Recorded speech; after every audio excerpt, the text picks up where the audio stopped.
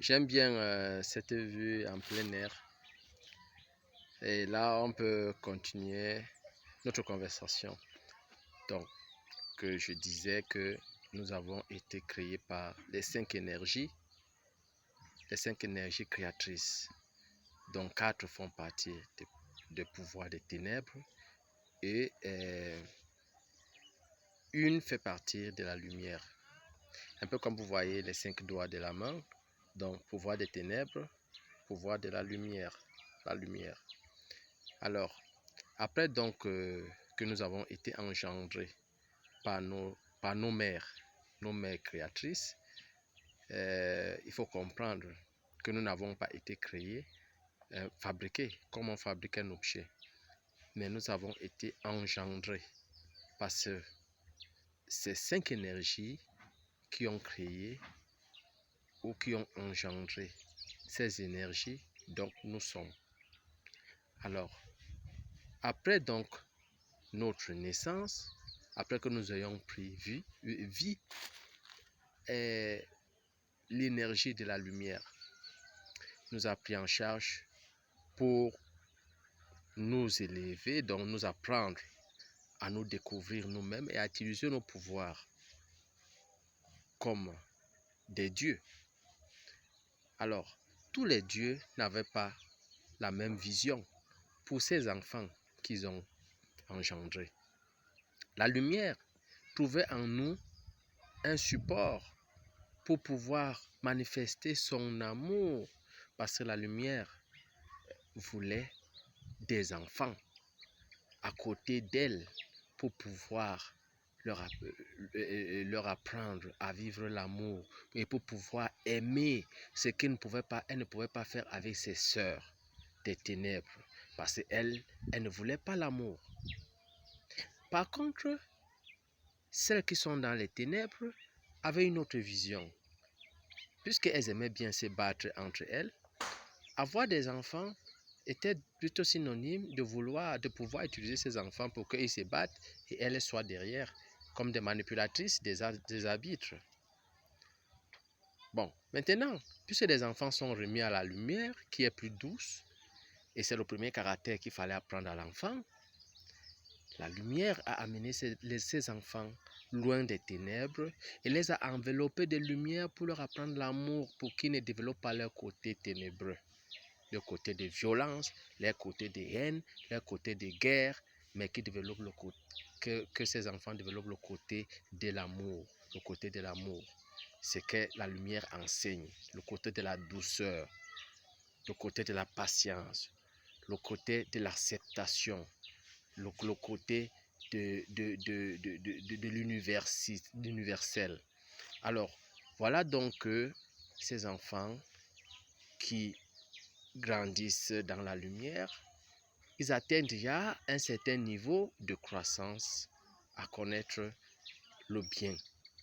Les ténèbres, sachant que ce qui est en train d'être fait est contre elles, commencent maintenant à observer qu'est-ce qu'elles doivent faire pour pouvoir récupérer ces enfants qui sont en train de s'éloigner d'elles. C'est ainsi que, vous voyez, dans la lumière, ces enfants étaient appelés tous des anges. Ces enfants sont les anges. Dans la lumière, on est des anges. Ces enfants dans la lumière sont des anges. Et ces anges, maintenant, il y a deux qualités d'anges. Il y a des anges simples, proprement dit, ordinaires, et puis il y a des chérubins. Les chérubins sont des anges qui ont un pouvoir supérieur aux autres anges. Parce que après ce Big Bang, on s'est rendu compte que ces enfants qui sont nés jumeaux. Ils n'ont pas totalement pris de leur mère, tel que c'est un seul noyau qui détient tous les pouvoirs. Mais le pouvoir a été séparé en deux. Donc, il y a eu deux noyaux. C'est pour cela que automatiquement on retrouve toujours les âmes sœurs, des anges sœurs. Donc, chaque ange a son chérubin. Chaque chérubin a son jumeau qui est un ange.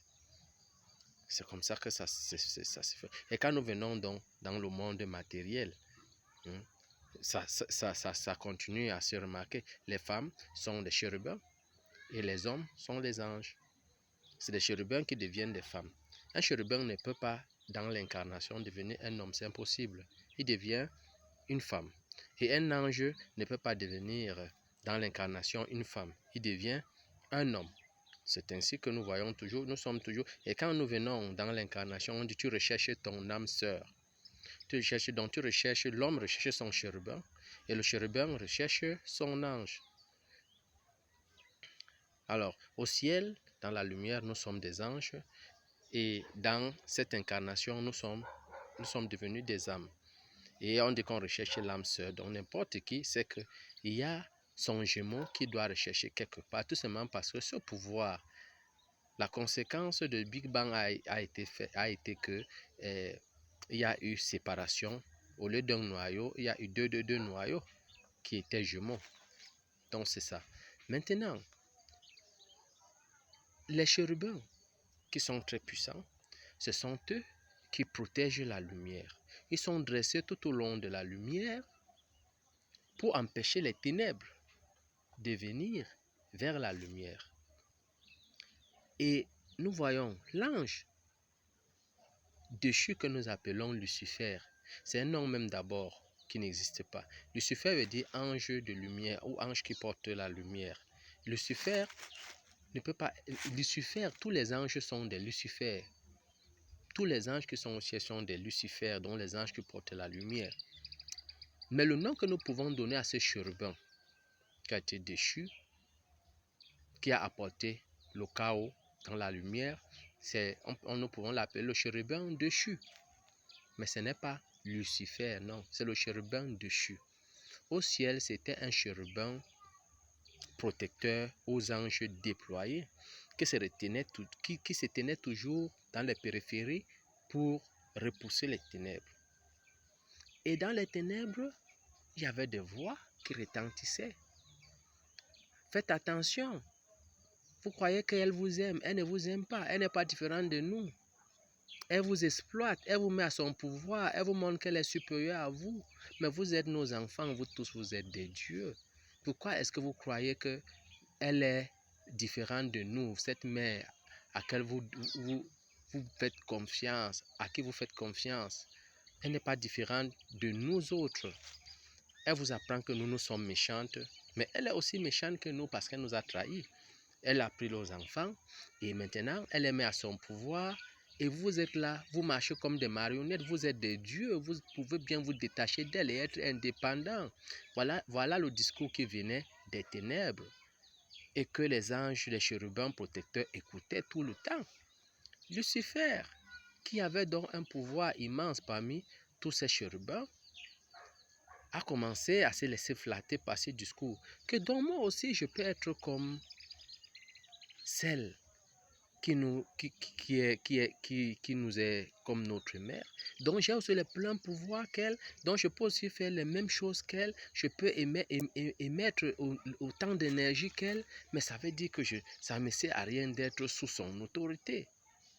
Alors que la lumière nous avait bien dit, n'écoutez jamais les voix qui sortent des ténèbres, parce que c'est la ruse, elles vont vous dérouter. Ces voix-là vont vous mettre dans le chaos. N'écoutez jamais les ténèbres. L'ange, le chérubin, aujourd'hui déchu, a écouté les ténèbres et est parti faire une réunion avec ses autres sœurs pour dire que mais n'ignorons pas ce qu'on nous dit là-bas. Qui nous dit que c'est ici la vérité? Révoltons-nous et obtenons notre liberté. Je suis déjà en train de vous parler du péché originel. Voilà déjà où a commencé le péché originel. L'ange déchu a écouté dans les ténèbres et est revenu dans la lumière pour faire opposition. Maintenant, certains chérubins ont accepté de se relier à leur sœur. D'autres ont dit non, nous restons fidèles à la lumière. C'est ainsi que ces chérubins qui ont accepté de se rallier à la voix des ténèbres sont allés voir leurs anges pour leur parler du projet. Et c'est ainsi que plusieurs anges ont accepté ce projet parce que le projet était présenté par leur chérubin, dont leur sœur. Quand c'est quelqu'un de ta famille et surtout ton jumeau qui vient te dire à telle chose, tu fais plus confiance. Mais par contre, d'autres ont refusé. C'est ainsi que ceux qui ont accepté ont fait la guerre. On dit, ok, pour que nous nous libérons, il faut que nous capturons la mer, la lumière. Donc, ils ont donc fait un projet pour capturer la lumière. C'est ainsi que les anges qui sont restés fidèles à la lumière se sont opposés à ceux qui sont restés, qui se sont mis avec les ténèbres. Voilà, c'est ainsi qu'il y a eu guerre au ciel. C'est comme ça que cette guerre s'est passée. Beaucoup de gens ne connaissent pas ça. Même un prêtre ne pourra pas vous expliquer. Il n'y a que quelqu'un qui a les connaissances, qui a eu à connaître, à vivre cette guerre et dont les connaissances lui sont revenues totalement, qui peut vous expliquer exactement comme je vous explique. C'est comme ça que cette guerre a eu lieu. Heureusement que les anges qui étaient restés du côté de la lumière ont été tenaces et ils étaient plus nombreux. Et un ange qui s'est bien fait remarquer, que nous appelons sur le plan de la matière l'archange Michel, même ce nom n'existe pas au ciel, mais c'est un ange, c'est un archange puissant qui a pu maîtriser l'ange déchu qui était devenu autant avec tous ses pouvoirs. C'est entre eux ça se passe. Cet archange, ce chérubin qui a maîtrisé l'ange déchu était du même pouvoir, c'était toujours un chérubin protecteur qui était toujours dans les périphéries de la lumière. Mais il a pu maîtriser donc cet archange déchu. Il l'a soumis. Maintenant, nous savons que si c'était, puisque la lumière est tellement amour, si ça ne dépendait que d'elle, elle allait se laisser faire, elle allait se laisser capturer, parce que par amour pour ses enfants, elle n'allait pas se défendre. Nous voyons l'amour que nous avons, que notre mère a pour nous. Notre bonne mère, parce que nous avons 5 mères. Nous avons une bonne mère et nous avons les mauvaises mères. Les mauvaises sont 4, la bonne elle est seule. Il n'y a pas de faux dieux. Il n'y a que des mauvais dieux et le bon Dieu. Bon seul. Mauvais 4. Alors, la mère, toute triste, demande à ses enfants, pourquoi vous avez fait ça? Pourquoi vous avez écouté les ténèbres? Alors, l'ange déchu qui prend la parole, le chérubin déchu qui prend la parole, il dit, non, tu nous manques de pluie, tu nous racontes des histoires, donne-nous notre liberté. Nous croyons que c'est toi qui nous dis la vérité, mais la vérité sort plutôt des ténèbres. Si vous écoutez les ténèbres, c'est le cas où non, nous voulons faire ce que les ténèbres nous ont dit. Nous sommes des dieux, nous n'avons pas besoin de toi. Nous voulons vivre dans notre monde. Et pour vivre dans notre monde, il faut que tu nous libères pour que nous vivions dans la matière. C'est le cas où. Mais malheureusement, cette opposition n'a pas voulu écouter leur mère, croyant qu'elle avait tort. Alors, elle a donc demandé que ceux qui ont fait la guerre et qui regrettent leurs actes et qui veulent se rallier à moi, qui veulent revenir à moi et se mettre de côté. Et ceux qui ne veulent pas, qui restent radicaux, qui restent de leur côté. C'est comme ça que dans l'opposition, on s'est redivisé. Il y en a qui regrettaient, qui sont rentrés d'un côté et d'autres sont restés de leur côté. Alors, elle demande donc, est-ce que nous regrettons réellement? Oui, d'accord. Est-ce que les autres ne regrettent pas? Non, ils ne regrettaient rien du tout.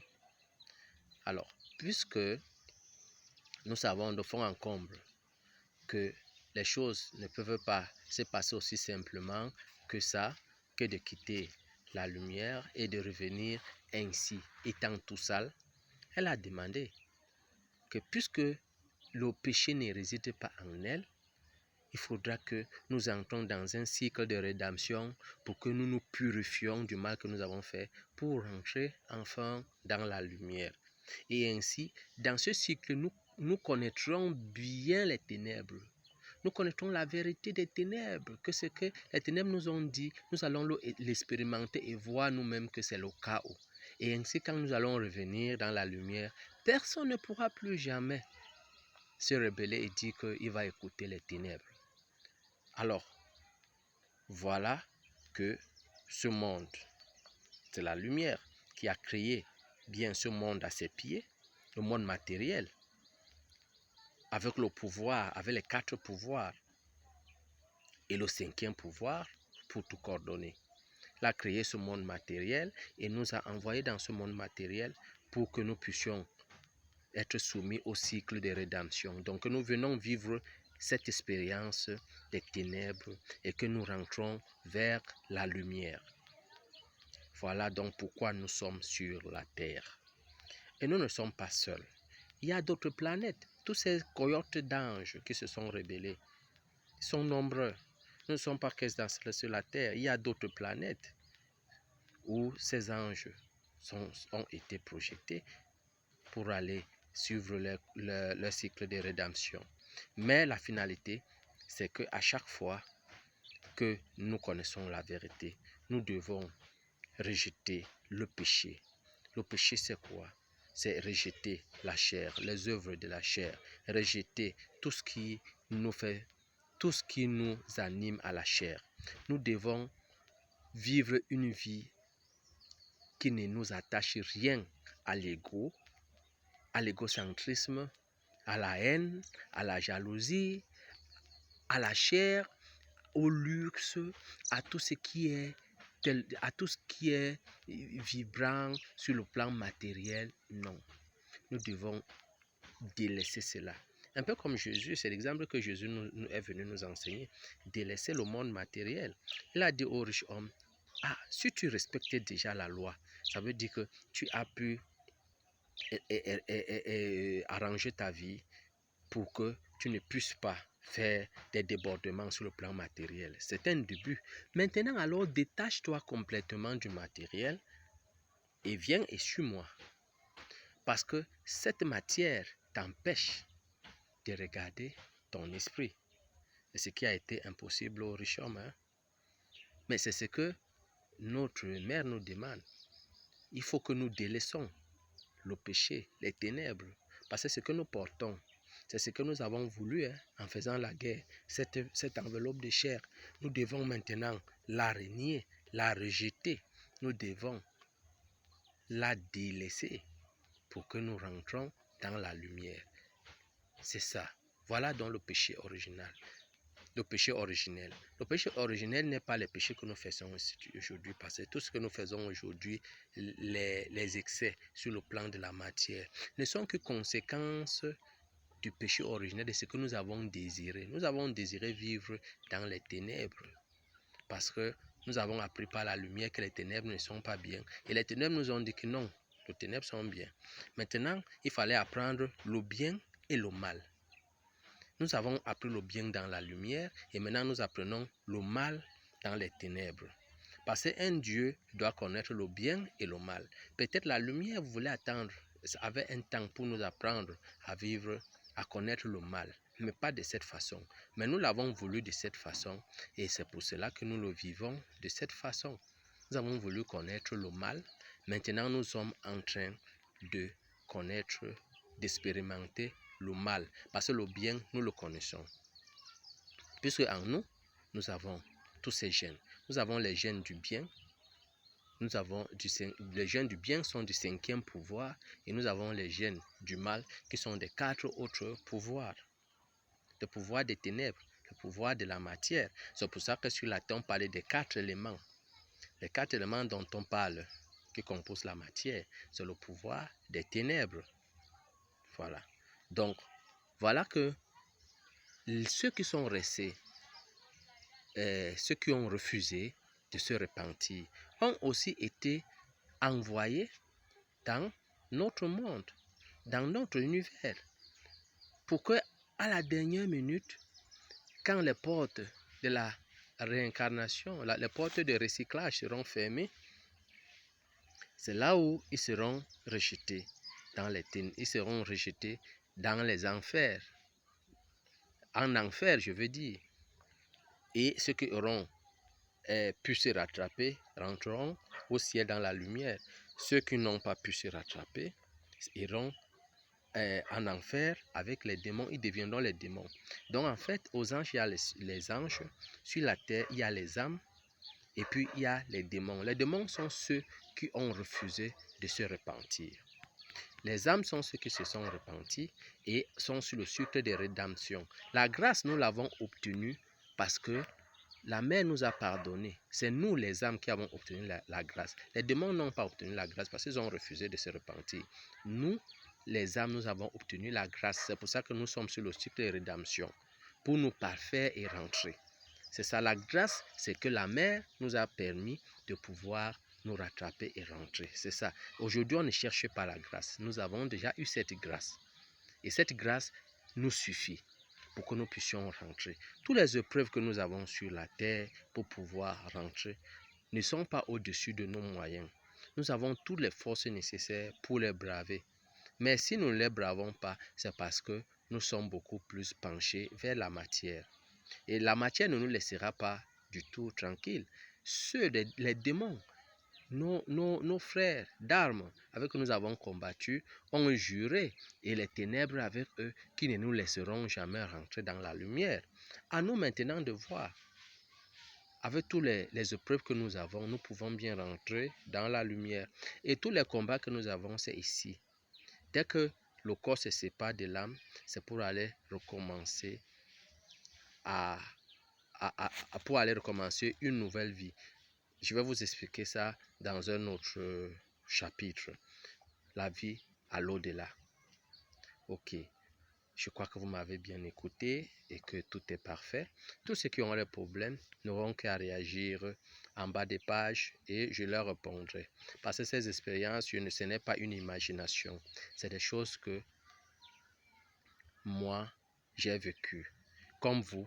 Mais si vous ne vous rappelez pas, moi, heureusement, ma mémoire est restée fraîche. Et maintenant, je suis en train de vous raconter exactement ce qui s'est passé. Vous mettez devant vos propres responsabilités. Alors, je vous embrasse. Ciao.